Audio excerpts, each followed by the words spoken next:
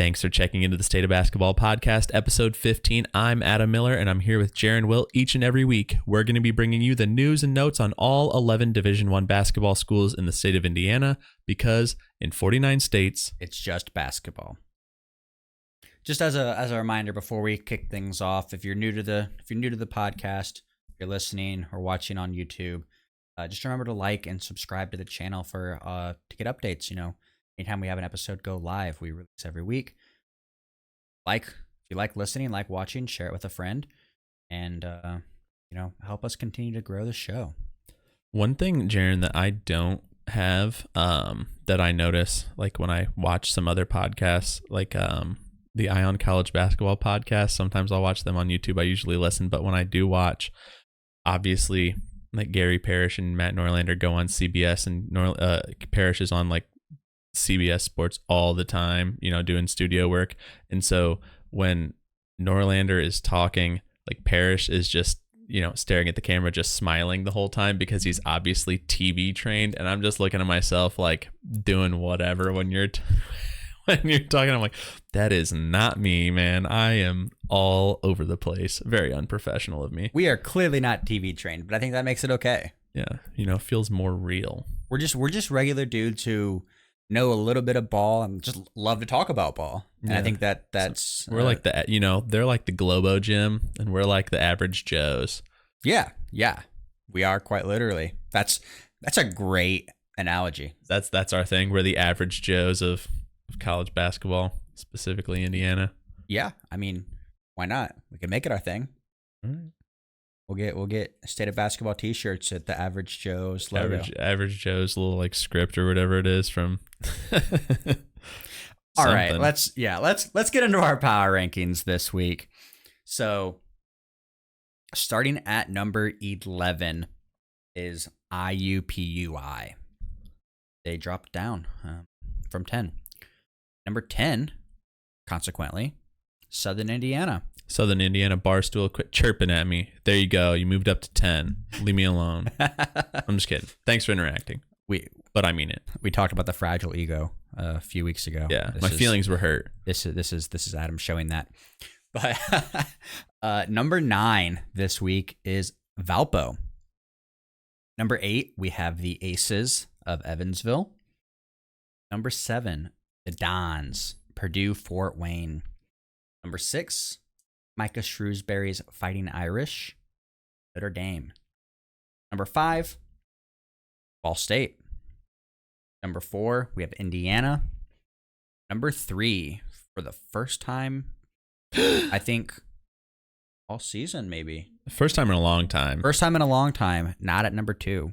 But number 3 is Indiana State. Got number 2.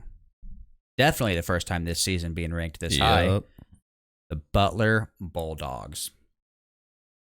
And number 1, dramatic pause, Purdue. Didn't know where we were going with that one. No, man. Could have gone anywhere. Yeah, I mean, when you look at this face value, and people are probably going to see the thing that we tweet out tonight with our power rankings and think, why are we punishing Indiana State, who hasn't lost since the Drake game? But it's not necessarily like we weren't punishing Indiana State. We're rewarding Butler for having the 2 biggest true road wins out of anyone in the state. Purdue beat Wisconsin. That's 1. Yeah.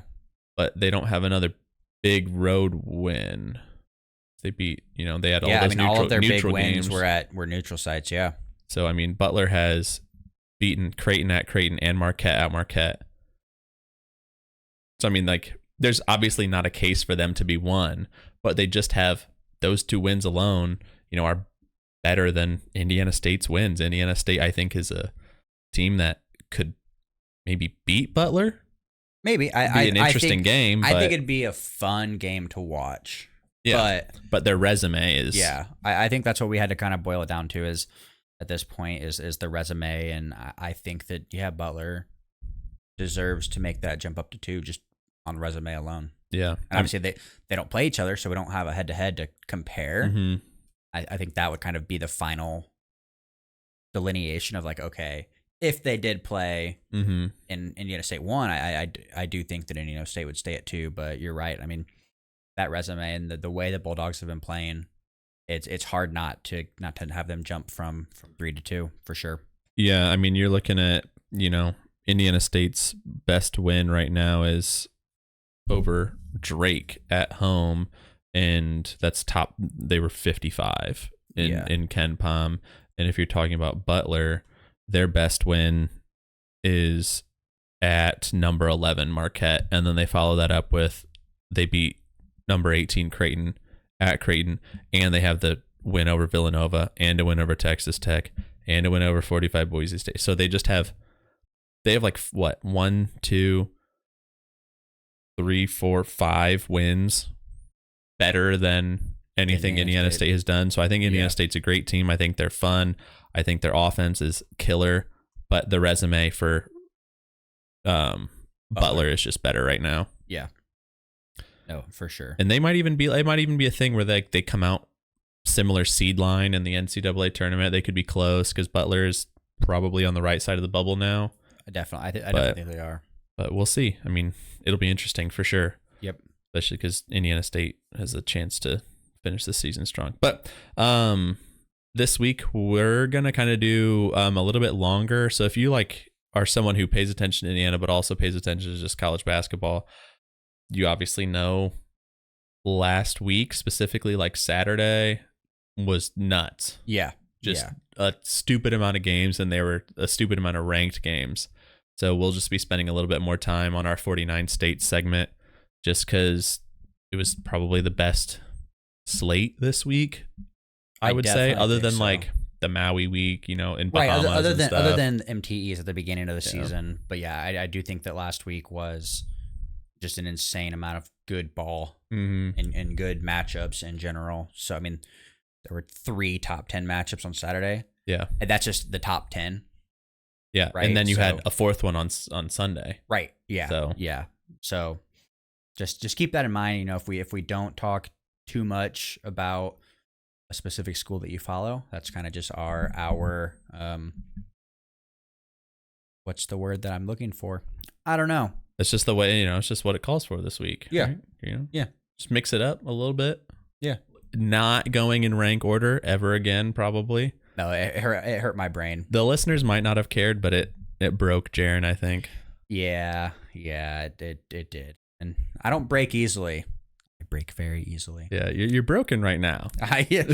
Let's talk about Ball State. They stayed at Ken Pom 252. They went 1-1 this week. Their overall record is 12-10, and they are currently 4-6 in the American Conference, the MAC. American, yeah. Dude, you went to Ball State for 4 years. Come on, man. Well, are you thinking it's mid or middle American? It's middle American. The middle American. I don't know why. I just when I said mid American, I thought mid major is what came to mind. I was like, did I say major or did I say American? Anyways, they lost to Bowling Green, unfortunately, 81-72 at home too. Yeah, at home, and then they got a big road win against Western Michigan, 77-67. Yeah, I mean, not a lot to say about the Bowling Green game. I mean, they were down for, a decent amount in the second half, and they just couldn't complete the comeback. Yep. But the nice thing about the second game, their Western Michigan game, is, they were up by a lot, 20, Western Michigan only scored 22 points in the first half, and then they kind of just let their foot off the gas a little bit defensively. But they just kind of ran with it, and it was, just tip to buzzer win, and that was their 3rd straight road win in the MAC. So, lost one at home, but you win one on the road. It's not ideal because you want to have that one at home, but they are still below 500, which is unfortunate. Yeah. I mean, as it currently stands, they're sitting 9th in the MAC, and I believe only the top 8 teams in the MAC make the MAC tournament. Really? Yeah. I did not know that. That sucks. But here's the thing. They won. I mean, they're fighting to make the conference tournament at this point, right? Yeah, so they want to give the best opportunity to They're currently tied with Kent State, who is 8th They're both 4-6. Kent State does hold that tiebreaker. Yeah. They do For now. Yeah, they do play Kent State one more time this season, and they've got a couple big games coming up where they can kind of bump that resume. They do play Kent State. They play Eastern Michigan. They do a full round robin, NIU. right? Yeah. Yep. So those 3 games, Kent State, Eastern Michigan, and NIU, are all must-win games, really. I mean, Eastern Michigan, Northern Illinois, and then Buffalo kind of round out the rest of the MAC behind Ball State. So that's something to look out for. They could pull it off. They just, they've got a pretty favorable schedule and at the end of the season. Kent State has a little bit of a tougher schedule, so I think at this point that's what Ball State has to play for is making the MAC. Just get into the tournament and then muck it up from there. Yep, exactly. Which they're capable of doing, but I don't know. They just got to get there. They're another team that just has to get to the conference tournament and make it work. For sure. A team that is not only going to make it to the conference tournament, but at this point should make it the NCAA tournament. Yeah, I think that, Butler, last week we were talking about, like, they were, bubble, somewhere on the bubble, and you have, like, some bracketologists before the game against Creighton were saying that, they're a bubble team and they might be and they might not. I think this definitively puts them in for now. I mean, they can obviously play themselves out. Yep. But I think that this game is like you avoid being a play-in game. Because, like, that's just a huge win. Yeah. And they did move up 9 spots in Ken Palm. They're at 47. They won this week. They only played Creighton. 15-7 overall record and 6-5 in the Big East. I'll even point out you mentioned it a little bit ago, their game against Boise State back in November. On the 26th. That's now considered a quad 1 win. Yeah. Boise State is playing well. So that's love how those benchmarks just keep well, I guess the benchmarks don't keep moving, but the team rankings just keep moving. So one day you wake up with a quad 1, the next day it's a quad 2. Yeah. So it's real nice if Boise State finishes the season strong. That game did definitely aged well. And so this is interesting because I got this fact from the Butler Bulldog guru on Twitter. He was tweeting about it that they had only ever won twice in Omaha, and the first time was in 1934, and the second time was in 2015, and now in 2024. So they're shortening the window between wins at Creighton, which is nice. Oh yeah. I mean, obviously, they didn't play every year in Creighton, in Omaha, because Butler has not been in the Big East forever. Right. Right. So it's not like they have played, 40 times or whatever since 1934. But they got the game. They won without their starting point guard, which is huge. Yeah, that was a concern I had once they announced that Posh wasn't playing. I was like, oh, okay. This could suck. It's a lot. It felt like it was going to be like a lost opportunity, you know, because he's so important to the team. And I think that's another reason why we moved Butler up in the power rankings is because they got that win without their starting point guard. Yeah. And Landon Moore started, and it's the first time that the starting lineup has just been different at all this year. Yep. But they got a good win. So 2 top 15 road wins, and if you watch the game, it was nuts in like the last minute. I think Ken Palm tweeted out that the last 60 seconds of the game took 22 minutes, which honestly, if you extend it out to like the last 90 seconds of the game, it's even longer. Like it's got to be like 30 to 45 minutes. Yeah. Well, I mean, I even texted a pretty good friend of mine, Connor Onion, who fortunately was the play-by-play guy for that game. Yeah. I texted him. I was like, "Can we talk about the Bulldogs?" And he responded, all caps, crazy. Yeah. Like it was fun watching the game, right? But could you imagine literally being courtside? He had to call the game. He had to talk about everything that you're about to list out. He had to react. Yeah. Yeah. So I mean, it was just nuts. Like, so Butler Telfort scores at the 151 mark, and then it's just, just everyone's broke. Yeah. No one could hit a field goal. Trey Alexander goes to the line, makes both. Telfort scores again. Then with 38 seconds left, Pierre Brooks gets the rebound. Creighton fouls him. Creighton timeout. They weren't in the bonus. Butler timeout. So they do double timeouts to see how it was lined up. Creighton fouls again. Pierre Brooks missed the free throw of the 1-and-1. So then they get a board. And then they come down and they miss a 3. Then they get a rebound. Then they miss another 3. And then Creighton gets another rebound. And then, Butler fouls them. So Kalkbrenner, because they're up 3 at this point. Yep. Butler's up 3 at this point. So they foul because there's only 10 seconds left. Kalkbrenner makes both free throws. So then it's a 1-point game. Creighton takes a timeout. They get the ball to DJ Davis. It bounces off his knee and goes out of bounds. Okay. He turns it over. And then I don't remember exactly what happened. Trey Alexander turned it over somehow. I don't remember. I don't remember. He lost the ball or something. So then they turn it over, and it was like, who wants to win this game? Like, who wants to win this game? Right. And then they get the ball into DJ Davis again after, because they turn it over. Butler gets the ball back. They get into DJ Davis. Ryan Kalkbrenner tries to go for the ball and grabs DJ Davis's head and pokes him in the eye. His eye immediately swells shut. He comes out of the game. Bowden Kapke comes in, just nails both free throws. Yep. They're up 3 again. And then 5 seconds left, they foul. Trey Alexander makes both free throws again. And then Butler gets the ball. They turn it over. End of the game.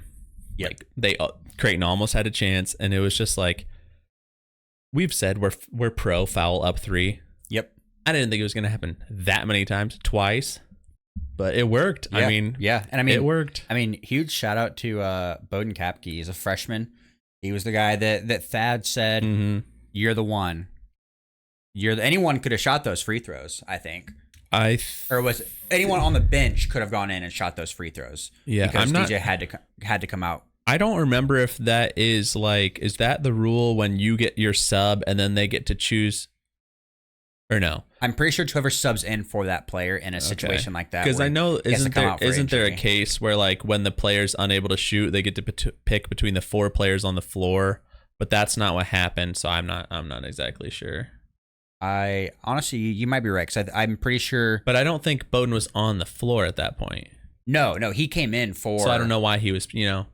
I'd have to where's the rule book? Let's look it up. I mean, even in the IU game when that we'll talk about, when Xavier Johnson got fouled and hurt his arm, they had Trey Galloway shoot the free throws. Galloway was on the court. He was on the court, and he's the worst free throw shooter who was on the court. So the opposing team got to pick him. This is what happened there. Iowa picked Trey Galloway. So why did Creighton pick Bowden? I don't know. That's the hard part about watching a game and not actually like being there, being a referee in that instance, right? Like, but anyways, it happened. He went in. He was ice water in his veins. Hit the free throws and just knocked it down. Huge road win. See the game, yeah. Speaking of road win, real quick, Butler's only the second team to beat Creighton in Omaha this season. Creighton's 10-2. They were on a 33 game. This is just an absolute wild stat that is so specific. Mm-hmm. Creighton was on a 33 game streak of home Friday wins. It's like the 70s, wasn't it? Yes, dating back since 1975. But I've got a free throw. Okay. Who was the other team that beat Creighton at home this season? This season? Didn't Nebraska do it last season, I think. Is it a conference team? Yes. Who beat Creighton at home? I know this one. Was it Seton Hall? Villanova. That makes sense. Yeah. So that was a little Butler and Villanova. They're at an elite level. They're the only 2 teams that have Big East road wins are hard to come by. They are. They are, and they will carry Butler to the tournament as long as they don't. I think we said it, that they need to be like 500, a little bit better than 500 to make the tournament. And these 2 wins against Creighton and Marquette at their places really help. Yep. A team that had a pretty good week is our next team, Evansville. They went from 226 in Ken Palm to 204. They went 2-0 this week. They're 14-9 overall and 5-7 in the Missouri Valley. So they won 77-60 over Illinois Chicago, and then they won in a 1-point game over Valpo. So at the Arc, correct? Yes. Yep. Because they played the Ford Center last time. Because Hummerkaus came back in their last game, and so they completed the sweep on Valpo. And I don't know if they played Illinois UIC a second time, but that's neither here nor there. Tanner Cuff and Toomey have been really, really playing well. So, they look good when everyone's healthy. And with Hummerkaus, he gives them, he's obviously not back up to his potential where he was before the injury, but he's playing really well. And he had 15 in that, and Toomey had 22 points. So, a good game for them. Yeah. I mean, thank goodness Hummerkaus is back, because Evansville's remaining schedule is tough. They're definitely going to need him. They play a lot of the teams that... I think they play like Indiana State again. Yeah, they play Indiana State. They play Drake, I believe, again. Yeah. Games Southern that... Illinois, and probably. These were all games, a lot of the games that they play in their remaining schedule are games that they lost. They got absolutely boat raced in. Without Hummerkaus. So it'll be fun to see what they can do up to full strength. But yeah, I know we talk about Hummerkaus a lot, how good he is. Yeah. But I just want to break it down for people who maybe don't follow Evansville a little bit, just to kind of show his impact. So a couple stats here. He ranks 92nd in the country of all players in offensive rating at 125.5. The next highest is Tanner Cuff at 108. On the team? On the team. Okay. He's 27th in the nation in 3-point percentage at 46.5. It's down from last week. Yeah. Shooting 50%. Yeah, but still. Yeah. Top 100 there. And he's also 54th in the country in turnover rate, which no other player in the state of Indiana is in the top 100. Good for him. With the cutoff is 8.9. So that's I just wanted to break that down because he's got a major impact. Yeah, if you've paid attention to Evansville basketball, like if you pay attention, you see it. But I know we have a lot of listeners that don't necessarily follow Evansville, so I wanted to break that down. He's such a big deal. Yep. But then they did have the return game at home. No, at the Arc, so at Valpo, and they ended up beating Valpo by 1. And Valpo had been playing really well. Yep. And I think that this game is a good look for the Valpo Evansville, budding rivalry that hopefully, carries through the Missouri Valley, from years to come. But good things are building there. They had that down bit when Hummerkaus was out, but people like Tanner Cuff and Yassine Toomey are playing really well. Kenny Strawbridge had 14 in this game. It's just things are looking up. They got that win. Things are looking positive for the future of Evansville basketball. Yeah. Things that aren't necessarily looking positive. The Indiana Hoosiers. They are currently 100 in Ken Palm. That's down 7 from last week. They went 1-1 this week. They're still 13-9 overall. And then they're 5-6 in the Big Ten. They had a win over Iowa, 74-68, and then they had lost to Penn State, 85-71. And let me tell you, that 85-71 felt like it was like 30. It felt like the score difference was like 30 more. Like it felt like 100 to 71 almost. Yeah, just keeping it in the Mike Woodson era, like anytime there's been like a crazy good win, like when they won at Purdue or beat Purdue at home last year, the next game was always like a super letdown. They just came out flat, lost. Yep. That trend is even stuck this year too. It's just a common trend.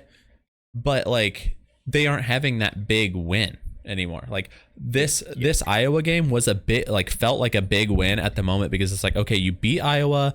Woodson hadn't beat Iowa yet. Like that's huge. Mm-hmm. He killed your Big Ten tournament run. Yep. You did it. And it's like, okay, how'd you do it? The best way possible. Anthony Leal popped off for 13 points, 3 for 4 from 3, had 7 rebounds and like played amazing defense. And you're feeling high because Malik Renew goes out, and you're like, crap. In the first 3 minutes. So they pretty much played the whole game without Renew. Xavier Johnson goes out in the last 3 minutes, and you're like, crap, we still won. We found a way. This team has grit. And like, you're riding that high afterwards. And if you're an Indiana fan, you're like super happy, right? You're like, okay, it wasn't a quad one win, but like, this is something we can build on. And then you get up by 11 against Penn State, and you're like, this is it. Like, we're turning the season around. Yep. And then you just let that evaporate and just absolutely let them dump all over you in the second half. Yeah. Yeah. I mean, it's depressing. Yeah. I mean, I love this team, right? I do. I just don't understand it. Like, the Hoosiers are quite literally a wild card team, but it's like, it's not the good kind of wild card, you know? Like, you go to things like a wild card, they can beat anyone. Yeah. They're going to pick up a win somewhere where they shouldn't. Yeah. But now it almost feels like they're losing the games somewhere where they shouldn't, right? Like, that's where I get caught up, and it sucks. Like, I mean, you said, anything positive I had to say about the IU game, just it was irrelevant, diminished. Like, it doesn't matter after the Penn State game because it just all goes away. Because like the whole thing about this team, like we've said from the beginning, is like this team feels like it's more built for March. You just have to get to March, and now it's at the point where we have to say, like, I don't know that they're gonna make it to March. It seems very, very, very unlikely that they'll make it. Yeah. No, I'm with you. It's tough. You know, because like last week you could say, okay, you haven't beat anybody. You don't have any quad one wins. Yep. You've gotten destroyed by UConn. You got destroyed by all these Purdue. You've been getting blown out by Auburn, but you don't have any bad losses. No quad 3, no quad 4 losses. They're all, quad 1, quad 2. Then you go out and you lose to this terrible Penn State team. And that alone, you don't have enough opportunities to get good wins to make the tournament anymore. Yeah. So it's just like, unless you win the Big Ten tournament, which you've never done, it's pretty much, the season is not going to go to the NCAA tournament. Yeah. I mean, it's tough. I mean, I saw it today. Indiana's metric rankings, their KenPom 100, right? We talked about that. Their net 102. IU's KenPom rating is pretty much on the verge of being their worst ever. Not ever, but their worst since finishing 194th in the 09 and 10 season. Yeah. Which was a 10 and 21 team. Yeah. Tom Crean's second season, where, before he built what he built, later in the teens, but the 2000 teens, the aughts. Well, no, the aughts is the aughts and the O's. teens. Yeah. But I had to teach my family what aughts meant. Really? Yeah. So I guess it came in, and I don't remember. Morgan, Amanda, Justin, family, if you're listening, I'm not the only one that says aughts. It's what they're called. Right. They didn't know. What do you call them? What do you call them? The OOs? That doesn't make sense. I literally said the aughts, and they're like, they looked at me like I was a lunatic. They're like, what are you saying? So I Googled it, and I was like, here, this is what this means. Yeah. And they was like, no one says that, Jaren. Everyone says that. The 90s, the aughts, the 10s, the 20s. So Morgan, Amanda, Justin, I'm gonna text you, tell you to just go to this timestamp and prove you wrong. But anyways, yeah. Hopefully the Hoosiers prove us wrong. Yeah, I mean they're 5-6 right now. KenPom projects them to go 8-12. I mean, they're 20-point underdogs on KenPom at Purdue next week. That tells you all you need to know. Yeah. So, there's still things to look forward to. Khalil Ware can play his way into the lottery. You figure it out, maybe you figure it out and you go on a miracle run in the Big Ten tournament. Then you're good. And then, I don't know, you get a 13 seed. I don't know. I don't know what to do. If I was a bracketologist, I wouldn't know what to do with them. But I don't know. It's depressing. Now, I want to say Mike Woodson should not and will not be fired after this season. Everyone's been talking, and I don't know I guess I don't really remember like Indiana IU basketball Twitter after Archie Miller's like second and third year, because I felt like people were positive until the end of the third year. Yeah. And then they turned on him on the fourth year. But like Woodson took IU to 2 straight tournaments, is having a down year, and now everyone's like, all the stuff I see is like, he doesn't develop talent. It's like, well, you've had a lot of people get a lot better under him. And like people are like citing Trey Galloway as like, he's gotten worse. And it's like, what do you think happened last year? Like, do you not remember the fact that he got a lot better last year, and who was his coach? Oh, okay. Yeah. Like, yeah. I don't know. I don't know why he's gotten worse this year. Is it his role? Is it whatever? You know, you can't really say, like, you can't quantify it. Yeah. But there's a case. I mean, you're making a great point. And that's the point that I think a lot of people lose sight of. It's the distracted. It's like the distracted boyfriend meme where, you know, they're holding hands with Woodson, but they're looking back at, you know, Dusty May or Josh Schertz or whoever IU fans are thinking of. I've seen Bruce Pearl like thrown around because has so many Indiana ties and everything, but it's like, I don't know. I think if Dusty May doesn't go to the Final Four, I think it is a little bit different. Yep. But I don't know. That's enough Indiana talk. Let's move on to Indiana State. Yeah, a way more fun team. Yes, they moved up in KenPom. They're currently 36th. Woo! Went 2-0 this week. They're 20-3, 11-1 in the conference. They got a gritty win at Belmont, 78-72.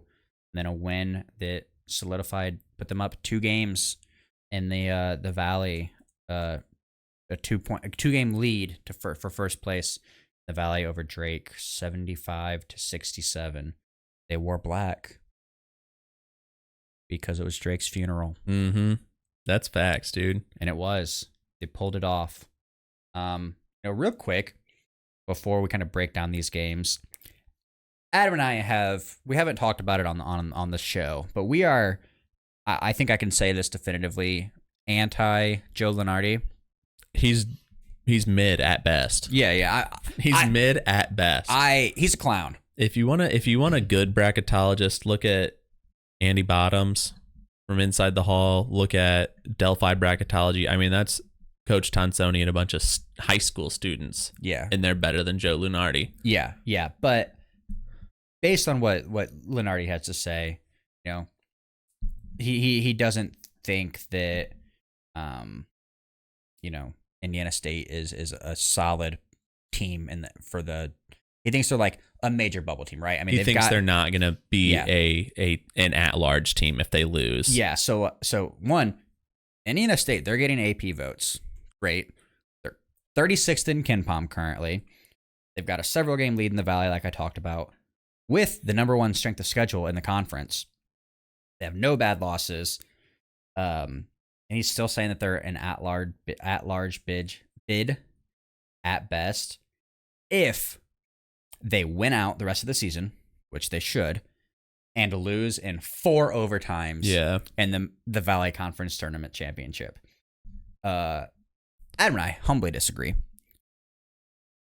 We've talked about it all season, but I just wanted to point that out, that like, we don't like Joe Lunardi. That's really all I wanted to say, was that we don't like him. We don't agree with him. I mean, if you're someone who isn't super plugged in and you want to know like what your team's doing, bracketmatrix.com is a great spot to look. It basically, like, bracketologists go in and they make their bracket and then they submit it to bracketmatrix.com, and it compiles all that information, and it tells you, how many teams, like, how of all the brackets, how many brackets is this team in, and what is their average seed. So, like, for example, Purdue is in 85 out of 85 brackets as a 1 seed.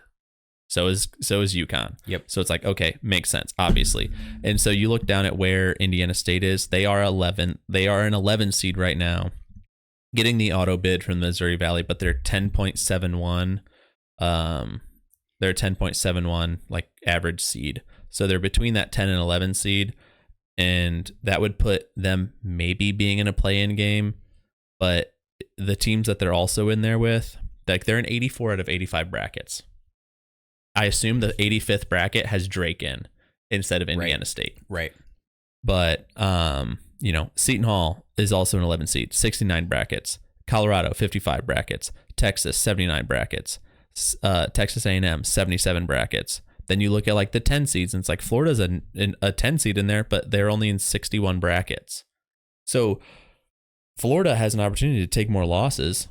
Indiana State right now could run the table for the regular season. Absolutely. They're on paper, people were tweeting us today saying not to look over Missouri State because they've had trouble there in the past. So that could be a hard game at Missouri State, but like on paper, their hardest game is at Southern Illinois. Yep. Maybe they drop one. They're still 18-2 in conference. Yeah. Like they'll get an at-large bid. I think if they win out, even if they drop one, I think that they're still in the tournament safely. Absolutely. And I'm not a bracketologist. Nope. But it just, I don't know. It feels if Joe Lunardi, solely based on, we're average Joes, but solely based on the eye test. Yeah. And even just like our basic understanding. Yeah, my limited understanding of bracketology tells me that one, your gut feeling should always be that Joe Lunardi is wrong. Yeah, that's really the point we're trying to make. Yeah. So if you're an Indiana State fan, just ignore anything about Joe Lunardi and his bracketology. His remarks regarding Indiana State. Just check Bracket Matrix or check a different bracketologist. But they did have that good win at Belmont. I mean, that could have been a trap game. Belmont's really tough at home, but they got down 31-12 at one point in the first half. Come behind, win it out, and then they have, Drake at home. Yep. They have the revenge game, and they pull it out. They shot 23% from three, which is like, what, 20 percentage points worse than normal. Yeah. But they did it, and they did it against a really good scorer in Tucker DeVries. I think he was the conference player of the year last year.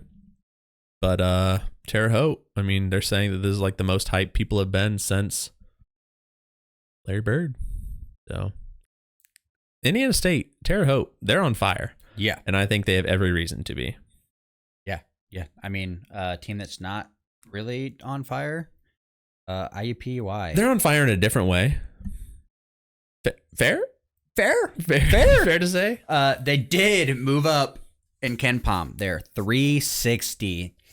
They went 0-2 this week. They're 6-19 overall. They're 2-12 in the conference. They lost at Green Bay 79-56, then lost at Milwaukee 87-67. And they played both of those games without Jalen Counter, which we've determined doesn't really necessarily correlate to anything because they won one game without him. Yeah, I mean their main win of the season. And they were like, this is a really big team win, and then they haven't really done much other than beat Purdue Fort Wayne. Yep. So yeah. I don't know. I don't really have anything. I don't know. Two big losses. I just want to say shout out to Detroit Mercy for existing. Yeah. Because they are helping IUPUI. Do they have a win yet? No, they're still they're 0-24. I'm sorry, Mike Davis. Here's a little snippet. If Horizon League play ended today, IUPUI would be playing Purdue Fort Wayne in the first round of the conference tourney, which would be really fun. I think it'd be IUPUI. You mean for PFW? No, for IUPUI. They'd want that. Purdue Fort Wayne. I don't know, man. Yeah, I guess IUPUI wants that because they're feeling confident against PFW. Yeah, but that's interesting. I saw that. I was like, that'd be hard for us to talk about because one of our teams would have to lose in the first round. Yeah. So hopefully that doesn't. It shouldn't happen. It should not happen. Purdue Fort Wayne is looking better, but Notre Dame and Ken Palm moved down one spot to 165. They went 0-2 this week. They're 7-15 overall, and they're 2-9 in the ACC. So they lost at Virginia, who they torched by 20 points earlier this season. Yep. They lost by 12, and then they lost at Pitt by 10. So I mean, this Virginia team just looked normal. They made 13 threes. Yep. And I mean, I don't know. They just looked like what I would expect Tony Bennett's team to look like. Yeah. And this Notre Dame team just doesn't shoot well enough to play at that level consistently. Yeah. I mean, they are on a 6-game losing streak. in that I'm really concerned about their remaining schedule. They've played some tough games.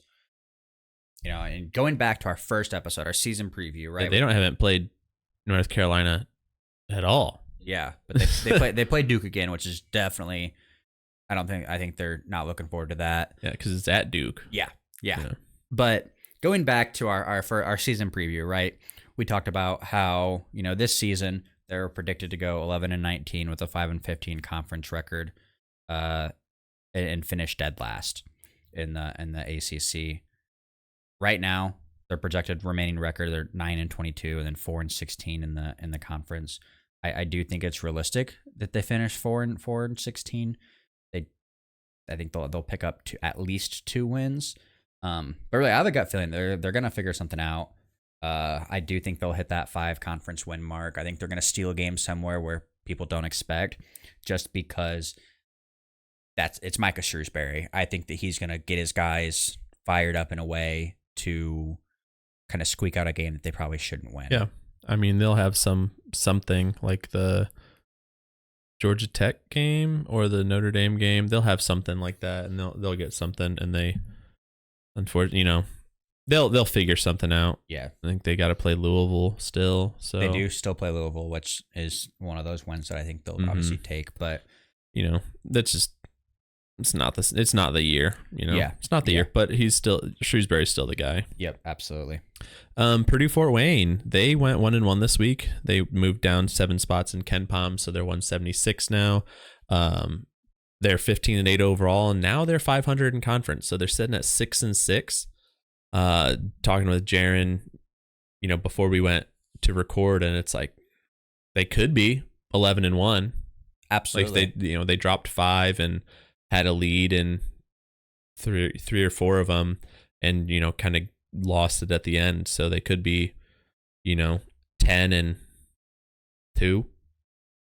Yeah, they could be like 10-2 very reasonably. Yeah, but they were down 11 in the first half, and against UW Milwaukee they lost by 3, and then so they kind of came back, but they couldn't complete the comeback, and then they beat Youngstown State 82-78, and they were up by like 14 at one point in the second half when I looked, and that's been a little nerve-wracking spot to be for Purdue Fort Wayne, because that's when it's like, oh, they're fine, and then you look and then it's like they lost by 9. Well, I mean, they were down at half.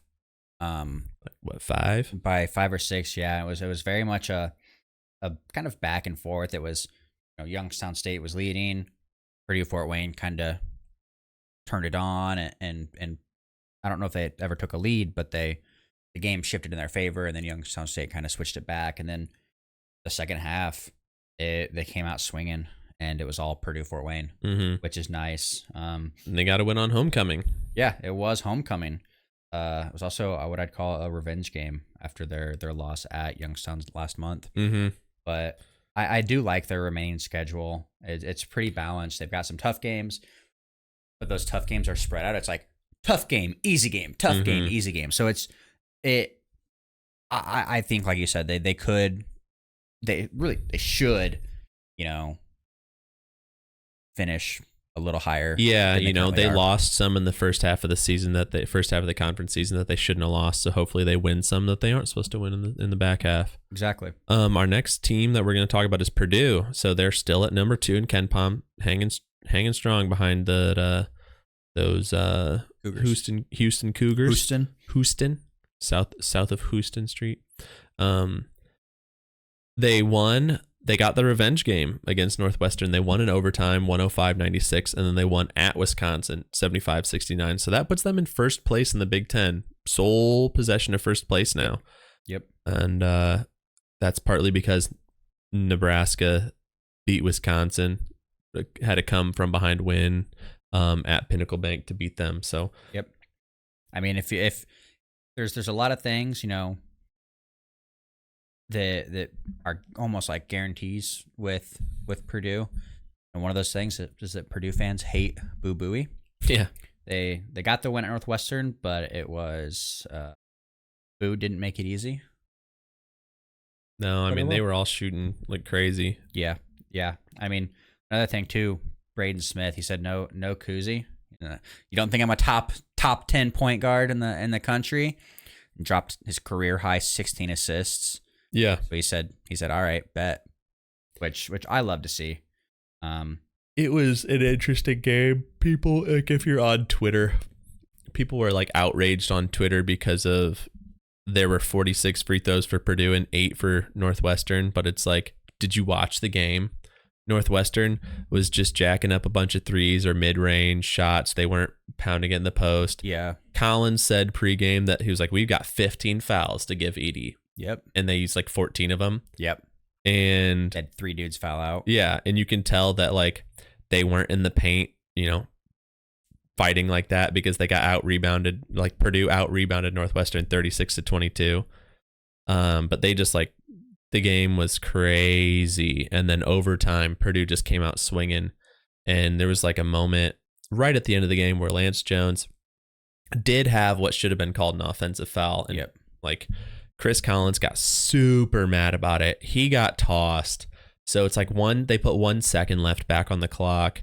And like Mason Gillis, I think, shoots 4 free throws. Yeah, it was, they called a foul on a player, I think. And then they also called a technical. Yeah, so then they had the 4 technical free throws. It was a double technical on Collins. Yeah, so they had 4 free throws from that. So it was like the loss, like they didn't win by, that much, but they still won. Like if you watched overtime, like it was all Purdue. Yep. And, they just were cooking. And the funniest thing about him getting tossed is like he's screaming at the refs, but he's like, I'm good.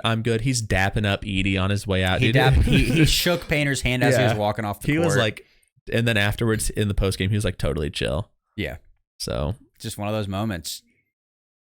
It was fun to watch. But then they ended up winning at Wisconsin. So a really great week. And they this game showed us that Lance Jones was clear for like the 3rd time this season, shown that Lance Jones was the missing piece that they didn't have last year. Because he has 20 points. There's like end of the game situation. Wisconsin's coming down. They're up 5. They get a steal. Lance Jones beats everyone down the court and gets a fast break layup to go up 7. So it's like without him, they probably lose the game. Well, then there was another moment where he had the ball inbounding and Wisconsin was pressing hard, and there were like two Wisconsin players in front of him, one kind of behind him, and he just dribbled. He didn't dribble through it. Yeah, he backed it up a second, and then he just like him. Kept his handle. Yep. When he had 4 hands. Yeah. Trying to knock the ball away, and it was just like, okay, yeah. Yeah. That's it. Last year they get eaten up, and that's Braden Smith or having to pass it to Fletcher Lawyer or something, and they get they get swarmed. And like they did have, I think it was Braden Smith who had a turnover at like midcourt, and Wisconsin ran it down for a layup or something in the closing, couple of minutes. But like Lance Jones, he just makes the team so much different. Yeah. He makes it better, and he is like if they're gonna make a Final Four push, he's gonna be a big part of it because like Edie didn't have a great game. I mean, he didn't have to have a 30-point game. He had like 18. No, I mean this game alone. I mean, it showed that a lot of people say that Purdue's good because Edie. Mm-hmm. And this game showed that that's not true. I mean, 4 of their 5 starters all had pretty much the same scoring. Which I think was the first time this season where it was that evenly spread out. Their bench really didn't do much. Their bench, and Trey Kaufman was terrible. Gillis was 0 for 3. I think their bench and TKR combined for maybe 4 or 5 points. I think TKR had 4, and I think they maybe had like 6 or 8 bench points. I'll find it. I thought they might have only had 2 bench points. But either way, like it was a great showing. A game that they needed to win just to take sole possession of first. So great for them. Yeah, they had 2 bench points, and it was Mason Gillis free throws, and Trey Kaufman-Renn added 4 points. Okay, I couldn't remember if he had 4 or 2. But so, it was just a good win. It just shows that Purdue is kind of on another level, and I thought that they made the right calls down the stretch, in my opinion. With like the blow to the head, I thought was a foul. I thought they got that right. I didn't think it was a flagrant or anything. Lawyer stayed in bounds on the inbound play. I thought that was fine. Braden Smith got pushed out of bounds on the trap. I thought they made the right call there. Wisconsin obviously doesn't, but we're not a Wisconsin show, so Nope. Sorry, Badgers. Yeah, so let's talk about Southern Indiana. They did make a pretty decent leap in Ken Palm. They moved up 8 spots. They're 327. They went 1-1 this week. They are 6-17 overall, 3-7 in conference. They won at Tennessee Tech by 3, 74-71. Lost at Tennessee State by 5. Another, single hand, another single digit is what the word I was looking for.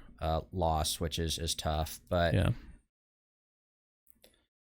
I don't know. I mean, they're 1-1 against both of these teams. They could be 7-3. Absolutely. Very easily. Yeah. So they've just got to, keep fighting and go to the OVC tournament and try and make some noise. I don't know if every team gets in. That's an interesting wrinkle I've not checked in on, but if they do, they can make some noise in there. Yeah. I mean, little fun thing. We talk about Jeremiah Hernandez a lot. Mm-hmm. He is currently an Ohio Valley Conference All Ken Palm team player. Good. So that's exciting. He deserves it. Yeah. Watching the Tennessee State game was so hard because their logo at midcourt, like I believe they're the Tigers, but their logo at midcourt was like a lowercase t, but only like half of the hash mark on the T. Yep. So it was like basically an L with a little like hash mark and then SU Tigers. So it just looks like it says LSU Tigers. And it's like, it's very suspicious. Someone needs to look into that. Yeah, there might be some copyright going on. Yeah. Our last team in Indiana, we're going to talk about Valpo. So they went up 6 spots in Ken Palm. They're 281, and they went 0-2 this week. They're 6-17 overall, 2-10 in the conference. They kept it close with Drake. They lost by 11 at Drake, and then they had that 1-point loss to Evansville at home. So I think they moved up in Ken Palm so much because they kept it so close with Drake, which is a team that probably could blow them out by 30. Yeah. No problem. But, they kept it close because Isaiah Stafford had tied a career high 32 points. Yeah. And I mean, he's only the 4th different Valpo player to score at least 32 points in a game for the last 10 seasons. One player did it 5 times, Alec Peters. So that's nice. That's an insane accomplishment in general. 32 points for 5 times, and however many years he played. Isaiah Stafford's got 2, and I think he scored 30 and 31 this season. So yep. So he's in an elite company. Yeah. In the Evansville game, Cooper Schwieger was really great. He had 22 points, and he had the tough job of guarding Toomey, and he held him to 10. So I mean, Toomey's bigger, but Schwieger did a wonderful job of kind of guarding him. Stafford had 15, and it was just a back and forth game with 11 ties and 11 lead changes. Inject Valpo versus Evansville into my veins. I love it. I know Valpo took 2 losses, but they're instant classics every time. And I do think this season, if they played 10 times, I think it'd be 5-5. Yeah, I think that Valpo would squeak 5 out, which is a fun, just little thing to think about. It's what we want, with the Missouri Valley. Like I want every in-state team that plays each other to have a rivalry there. So hopefully we can keep that going. Yeah. So, moving on, Adam, to me, this would have been, if I had to pick Jimmy Chitwood this week, I would have had a tough time. There were players across the board that just shined for their team, helped their team get that win. So, who did you pick as the Week 13 Jimmy Chitwood Player of the Week? Jimmy Chitwood this week is an Indiana native, Braden Smith. He had 11 points and a career-high 16 assists in their win against Northwestern. So 16 assists is the most by a Boilermaker in the last 49 years, and he has the third most 10 assist games in Purdue history, and he's only a sophomore. He had 19 points and 6 boards in their win against Wisconsin. And, he's the lead point guard on the team with the best resume in the country. So, you can't talk about Braden Smith without talking about the best team in the country. especially the one with the best resume. And you can't talk about the best team in the country without talking about Braden Smith. Exactly. So he got left off the Kuzi watch list, which is just unforgivable. But he was really humble about it. He said, I'd rather win. So you know what? I think the Jimmy Chitwood Award is better than the Bob Cousy list. So Braden Smith, you made the Jimmy Chitwood, and we're proud of you. And you're the Bob Cousy winner in our book. And I liked what Painter was saying after that when people were asking about it. And like the first thing he said was like, but this before the Northwestern game, he was like, it feels like it was like a high school sectional draw. They just drew the names out of a hat. Yeah. And it was like, okay, Painter's coming out, he's and then he followed it up by saying, Bob Knight said that basketball is a game that's beloved by millions but understood by few. He's like, so, maybe these people who will get a job in the Big Ten, so we'll at least get 2 wins. And that was like, dude, dagger. That's a haymaker. Yeah. So Painter was pulling no punches without actually like talking trash. Yeah. But he deserves to be upset because you literally cannot make a case for saying that he's not one of the 10 best point guards in the country. It's impossible. I don't care that the list is a revolving list. I know this was the first one. I was like, I don't give a poop about, it being, it'll change every week. It doesn't matter. You can't have your first one and not have Braden Smith on. Yeah. It. I'm sorry. It'd be like coming out with like a list of like the top 15 MVP candidates in the NBA and being like, who's not on here? Luka. Right. It's like, we left Luka, Giannis, and Jokic off. Yeah. It's like, they might make it on next week, but this week, nah. Yeah, they're not we just there. don't think it's like, that's just silly. Yeah. So let's talk about games for next week, Jaren. Yeah, a lot of, there's several 3 in-state matchups. Yep, 3. Valpo and Indiana State play each other on Wednesday.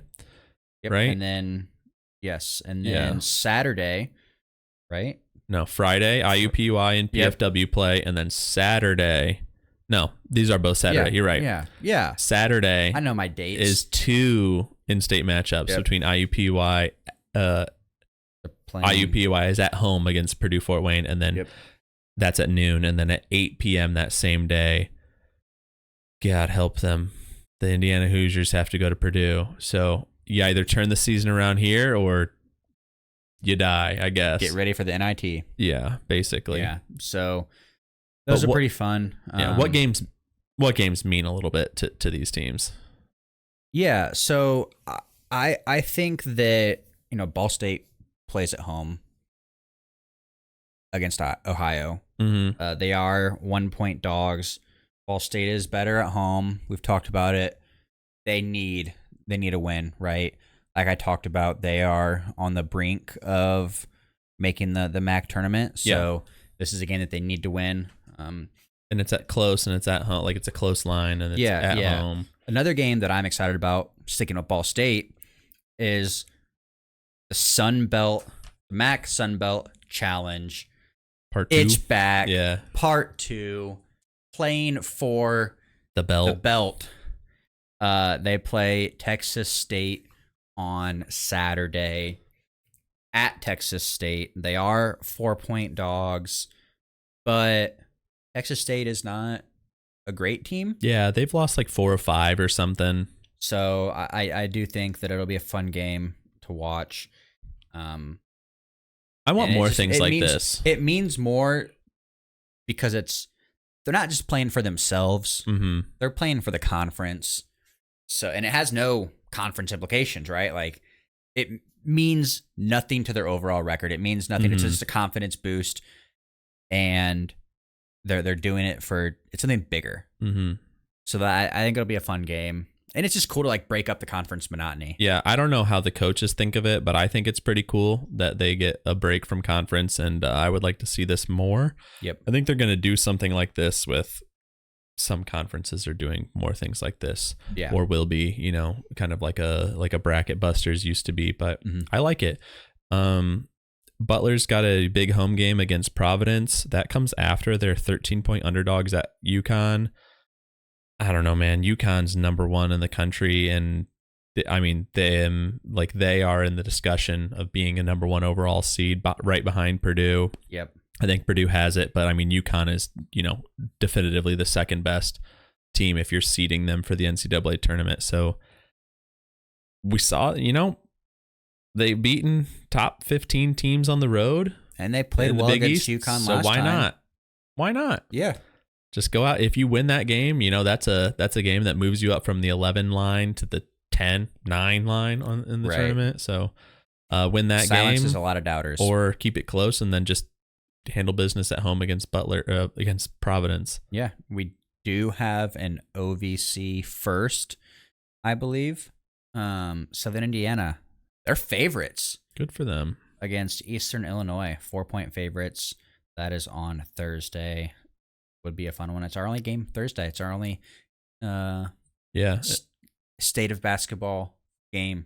Yeah, we only have 4 days of games. Yeah. Tuesday, Wednesday, 1 game Thursday, bunch of games Saturday, and then nothing Sunday. And everyone plays except for Southern Indiana. No, Southern Indiana also plays on Saturday. That's wild. So 1, 2, 3, 4, 5, 6, 7, 8, 9, 10.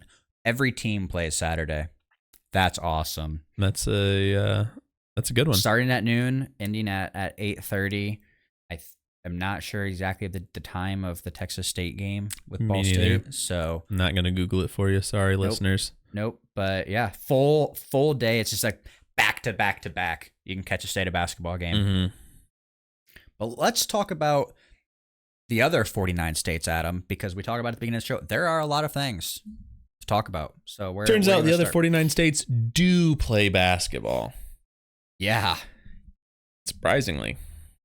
Who'd have thought? Yeah, I mean, they had some big ranked matchups. What'd you say? 3 on Saturday, 1 on Sunday. 3. That's purely just top 10. Top 10, yeah. Yeah. So obviously we talked about the one on Sunday, which was Purdue, Wisconsin. So we talked about that. But I mean, first and foremost, number 4 Houston wins at Texas. So you know what it means. They won in overtime. Got horns down to the Texas Longhorns. I don't know. Houston's tough. They've got I think Jerome Tang said that this is Houston's defense is the toughest defense he's ever seen. Not surprising. Yeah, I mean I think they're Ken Pom number 1 defense. Kelvin Sampson. That's how he does it. Yeah, number 1 defense, obviously. But so they won in overtime at Texas. So there was our in-state matchup for a different state. Couple upsets though, because South Carolina upset Tennessee in Knoxville by 4 on Tuesday, and then on that same day, UNC lost to Georgia Tech in Atlanta. So they lost a road game, and they lost by 1 on Tuesday. So 2 ranked teams lost on Tuesday in the one in the SEC. No, yeah, one in the SEC, one in the ACC. What else? Yeah, so I want to talk about it was a game, one of our games of the day last week, Texas Tech at TCU. As I'm scrolling to find it, I don't think we even talked about it. No. Never mind. But I do want to talk about TCU and Texas. Okay. Texas did win at 25, TCU by 11. So horns up, I guess. But a little fun thing, Barstool TCU, they donated 500 horns down shirts to the student section. I wish I was in the student section because I need a horns down shirt. Don't want to pay for it. That's just fun. It's just instant comedy. Yeah. It always is hilarious. And at the Purdue game at Wisconsin, they had the spirit pages on the seats, and they said boiler down, and I saw someone tweet, it was like, oh no, they put boiler down, we're cooked. Is that how Texas people feel Probably. The more they get mad about it, obviously the funnier it gets. But we also mentioned a little bit that Nebraska had to come from behind win at home against number 6 Wisconsin. So Wisconsin took 2 L's this week. And dude, Pinnacle Bank is different. Yeah. this year for sure. Yeah. Fred Hoiberg has saved his job for sure. Definitely. They're going to go to the tournament for the first time in what feels like an eternity. Yeah. I can't remember I don't even know. When you think of Nebraska, you think of football. You don't think of basketball. But now they're a basketball school. I think this year at least. I think they're actually, they are the only power conference team that does not have an NCAA tournament win. So every other power conference team has not only been to the tournament, which Nebraska has, but they are 0-7. Their last time was in 2014, and they lost to Baylor. A decade. Wow. They were an 11 seed that year. Can confirm a decade is the same as an eternity. Based on our what analysis. What was their closest? Their closest to winning was in 1991 when they were a 3 seed in the Midwest, and they played a 14 seed Xavier, and they lost. They were favorites in 1, 2, and 3 of their 7 years, and they lost. That's disappointing. I hope they get one. You were saying you're going to be a Nebraska fan in the tournament. If Nebraska makes the tournament, I'm pulling for them. Everyone's a Nebraska fan. Let's go Cornhuskers. We did see an absolute just scoring performance from Deron Holmes. Every game. He had 34 points for Dayton against the Bonnies on Friday. Just absolutely, he can shoot the ball. He can score the ball. That's all you need to know. He's going to be an All-American. He's going to be an All-American. Should be. He will be. Like, it'll be him. I don't know. I mean, maybe he'll make first team. It'll be him. RJ Davis. Oh, what's that one guy's name? Oh, yeah, Zach Edey. Yeah. He'll probably be on that list. I would maybe. I don't know. I don't know if it's anything like the Kuzi list. Who knows? Yeah, they'll put him on 0th team. Yeah, he'll be on his own tier. Yeah. We did see. Let me make sure I'm reading this correctly. Florida State lost to Louisville. Is that at Louisville? Am I reading that right? 101-92. Don't see that very often. Not in the Kenny Payne era, you don't. Did he save his job? No. I know. Not even remotely. I don't even know. I literally don't even know if Kenny Payne could, like, if he won the ACC tournament and made the NCAA and won a game in the tournament. I don't think he saves his job. I don't think he saves his job either. I think he has to win a natty at this point. Like, and honestly, they might just go, well, we're done with that experiment. Thank you. Goodbye. So it's not natty or bust. You're just saying it's just he's gone. Okay. I don't even think. I mean, obviously, there's no realistic situation because that's obviously not realistic. But that's just ridiculous. Yeah. Tell me about some. We got some women's basketball in here. Tell me about it. Okay, so first of all, I totally understand why they do it, but anytime that Iowa has a game and Fox Sports is advertising it, it's 99.99% Caitlin Clark highlights. Yeah. It's like, Caitlin Clark, first team All-American. Well, she's a walking highlight reel. Wooden Award winner. And then it's like all these highlights. And then at the very end, the last screen for like the last 3 seconds, it's like, Iowa versus Maryland. And it's like, I forgot they were playing someone.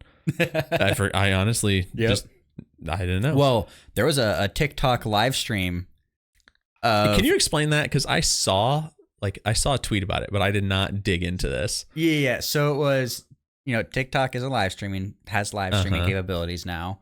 And they had a Caitlin Clark live stream where it was just a camera just super zoomed in on her the entire game. Like Fox Sports did, or like someone did this. Like, I guess if they were pulling it off the broadcast, it had to be pretty positive it was Fox Fox Sports or whoever. I don't know the exact which account do you go to watch. But yeah, it was zoomed in on her. Just had stats. It had stat blocks for her on it, and there's a first for everything.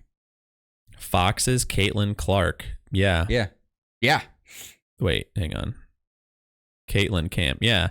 It was by Fox Sports. Yeah. On TikTok.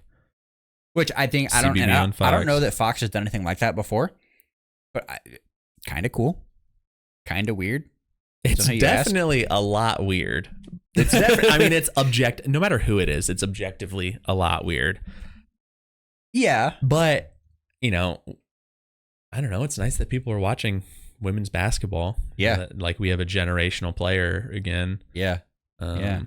But anyway, Caitlin Clark blocked, I don't remember who.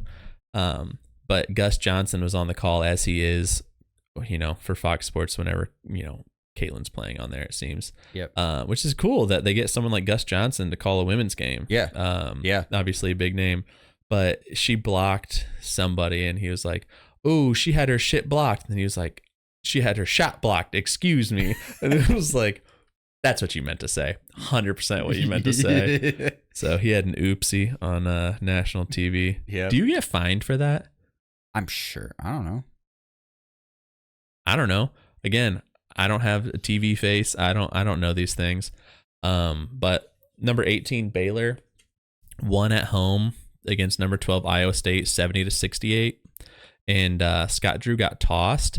I didn't watch everything that preceded this, but like he like stepped out of the coach's box and like knelt down to talk to somebody or like just, I don't know, just get in a pose. Yep. And they tossed him. Like he got out of the coaching box, so he must have made him mad earlier, and they tossed him. And they ended up winning, so yeah, it happens. Whatever. It happens. But it's funny because I saw a lot of tweets about side-by-side comparisons of things that have happened, like Archie Miller getting on the court and defending a player and didn't get tossed. Yeah. And like, there's a couple other ones where it's just like the coaches were just actually on the court. Anything Fran McCaffrey does. Yeah. Like at all. And Scott Drew does this. Kind of weird that he got tossed for it, but dude, there were probably other circumstances at play, like you said. Yeah, I'm not a ref. I don't want to be a ref because I don't want to be hated. But like, I don't know, man. There are some weird calls. Yeah, yeah. And like when Xavier Johnson got that tech for tossing the ball to Coleman Hawkins, and then like literally, they just like I think it was someone else's game, and I saw them toss the ball. You know, grab the ball to the rim and toss it, and I was like, this is literally a technical yesterday. Yeah. Oh. But one of our games of the day last week, our Saturday, it was at the time it was number 5 Tennessee at number 6 Kentucky. Once the AP polls changed, it was number 7. It was number 5 Tennessee, number 10 Kentucky. Tennessee did get the win, 103-92. You don't see 92 points against Tennessee hardly ever. No. But Kentucky is a team that can score the ball. We know that. So very interesting to see. I mean, Dillingham had 35. Yeah. You know, the weird thing is like Tennessee has a really good defense, obviously, and so does Houston. And you saw Kentucky put up 92 on Tennessee, and without like I don't know who led Tennessee in scoring this game, but like without people like Dalton Connect who've been like able to score, like Tennessee would regularly be in like the 50s. Yeah. Like that's just a game that they would lose, but Kentucky just doesn't play defense, and so they were able to drop 103. It's really surprising that they gave up 92 though. I don't know if they played into the way that Kentucky wanted. I didn't really get to watch a lot of the game, but that also it makes me think of the fact that their defense gave up so many points. Kansas won at home against number 4 Houston by 13, and Kansas shot 69% from the field, which has never ever happened. Not in just the Kelvin Sampson era, ever in Houston basketball. They've never let an opponent score 69%. That's insane, dude. And for some weird reason, Houston was favored in this game at Fog Allen. Like, I know their defense is legit, and like KenPom and KenPom had Houston -5 at Kansas. Like, that is just weird, silly. Sometimes the algorithm just doesn't get it right. UCF beat Oklahoma Oklahoma could bump out of the top 25. Probably will. Based on this. I don't know. We won't know until after this episode comes out. But, UCF's not going to make the tournament, but they've pulled off some really impressive wins. Obviously beating Oklahoma, beat Kansas, South Dakota, San Diego State. Too many SDSUs. Just those two? Smacked. It's too many. It's too many. There should be zero. All right, you heard it. San Diego State, change your name. Just be SD State. Just make it USD, SSU. USDS. Yeah, exactly. University of San Diego State. USDS, yeah, exactly. But they smacked 17 ranked Utah State. Utah State's a pretty fun team to watch. Been playing some impressive ball. Utes. But where's it? Utah Utes. San Diego State, a team. I joke about SDSU changing their name. San Diego State changing their name. I really like this team.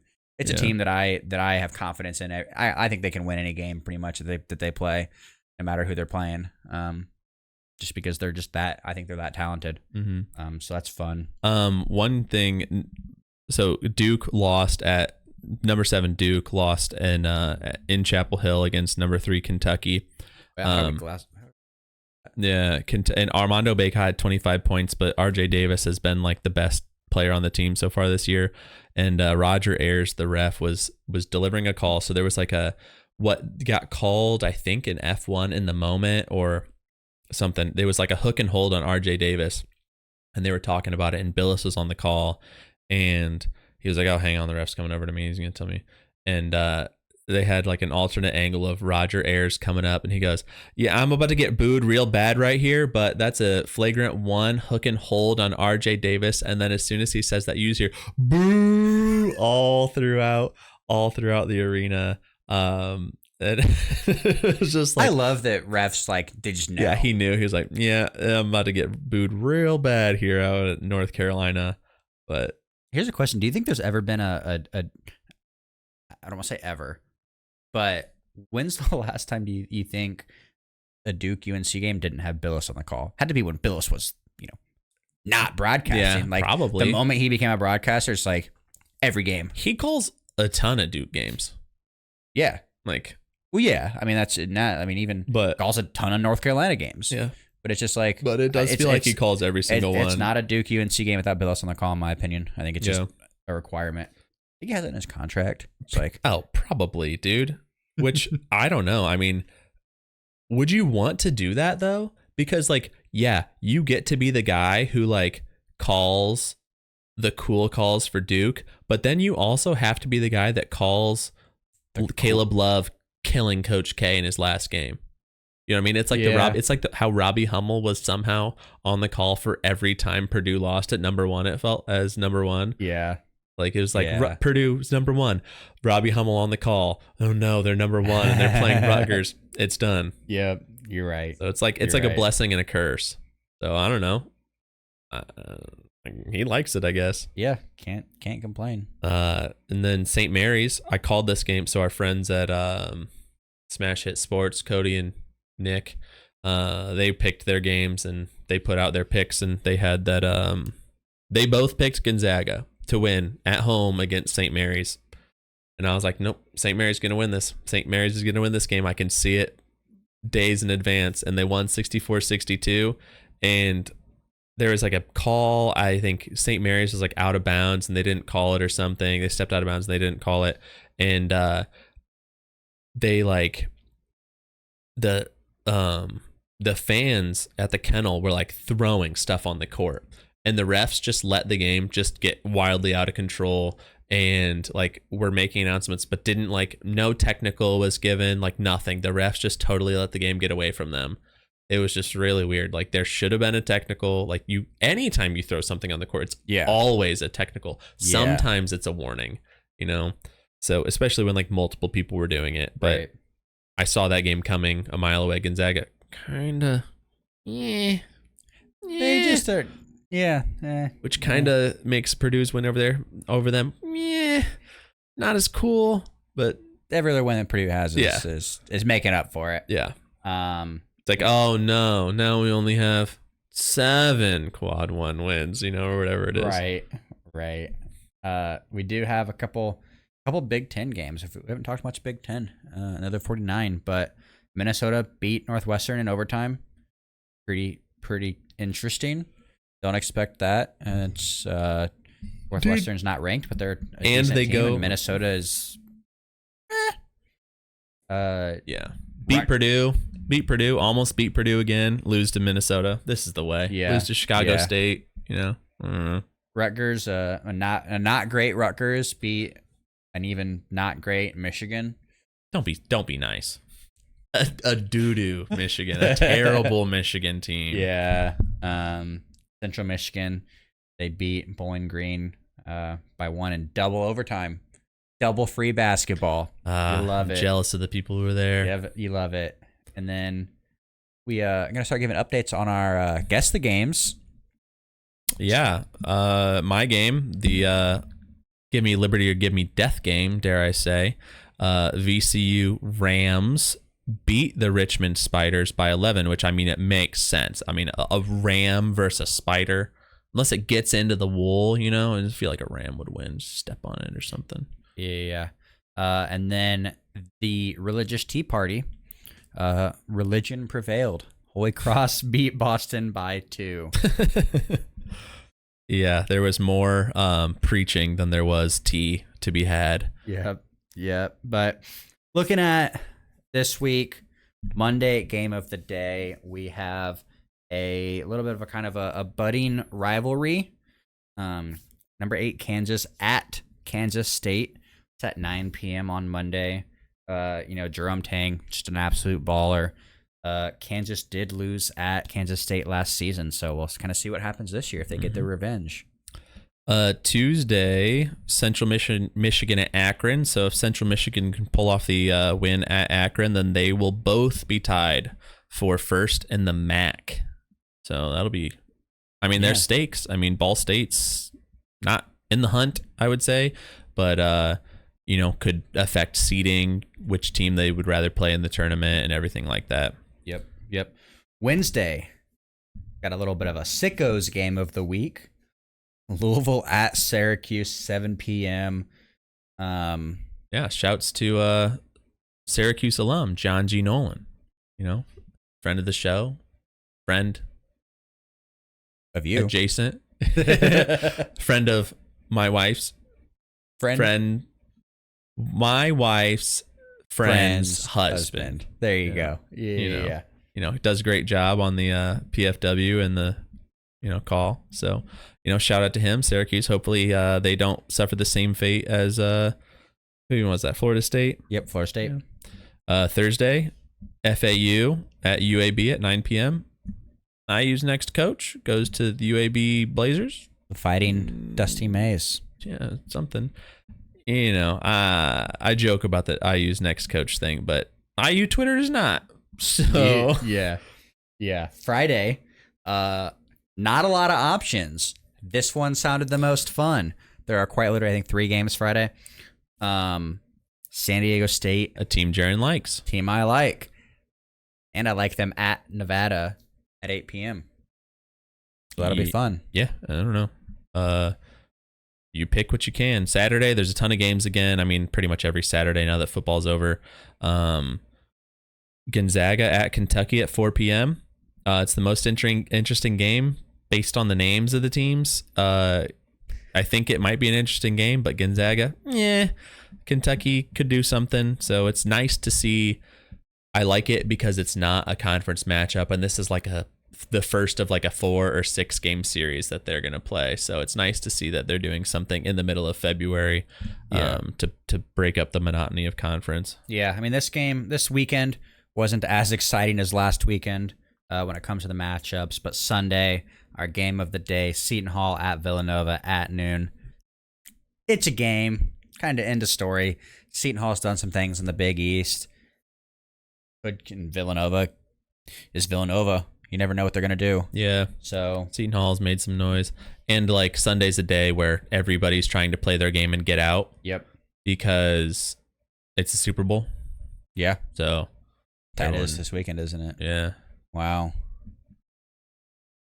don't know. I'm We're a basketball show. Yeah, and I like when the Lions lost, I just kind of stopped caring. Like, I don't really care if the Chiefs win. Sports. Yeah, I don't know. The Ravens? No, they lost, Yeah, right? it's the 49ers. Yeah, I don't care about the 49ers. Couldn't even tell you their quarterback's name right now. Brock Purdy. He was Mr. Irrelevant. Oh, I thought it was Jimmy Garoppolo. No, that's Wasn't that the last time they were in the Super Bowl, Jimmy Garoppolo? Let's talk about the guess the game of the week. I'm trying here. I'm trying to relate, the NFL just doesn't. I mean, the Colts weren't as good as we wanted them to be this year, so I was kind of out on it. Yep. But I think it's your week to go first. Yeah. So we've got cows with horns grazing on a very popular complex carb. Cows with horns. Okay. So could be the Longhorns. What was the second part? A very popular complex carb. A very popular complex carb.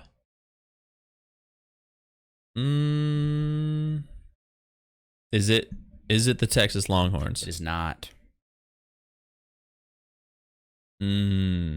Bulls. Okay. Is it South Florida? It is. South Florida. Dude, what conference are they? Complex carb. I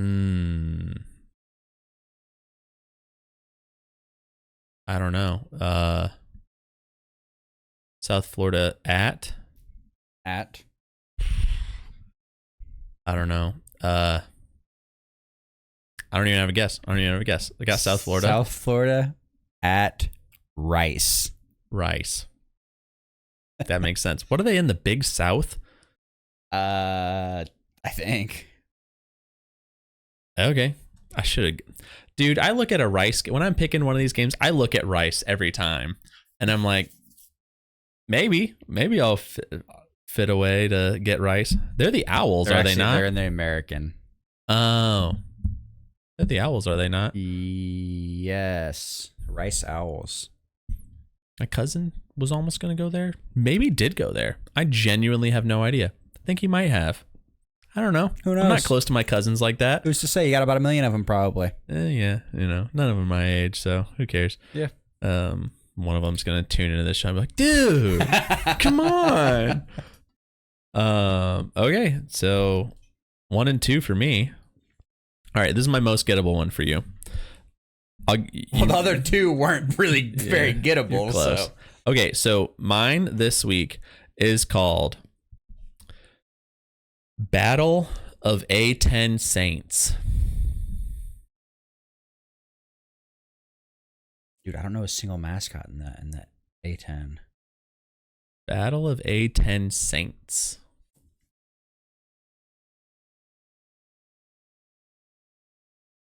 Don't overthink it.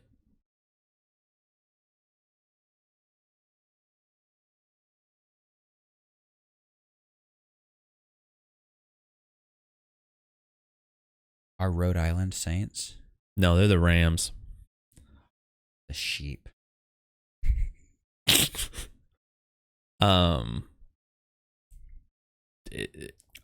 it the Bonnies in St. John's? No. St. John's isn't in the A10. They are not in the A10. You got both of them wrong. It is St. Bonaventure is in the A10, but it is not either of them. You're on the right track, though. Yeah, I know. Not St. Bonaventure. It's the Battle of A10 Saints, though. St. Joe's? And there's one other option in the A10. St. Joe's is where the game is, and who are they bringing in?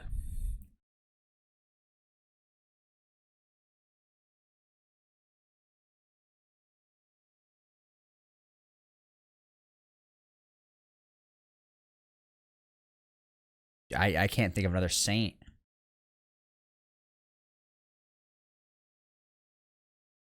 My mind quite literally goes blank every time we do this. It's tough. I have no idea. I have no idea. St. Louis Billikens at St. Joseph's at 12:30 p.m. on Saturday the 10th. I didn't realize. I don't think I knew that St. Louis Was in the A10. Was in the A10. I also just wasn't thinking of. So here's the thing.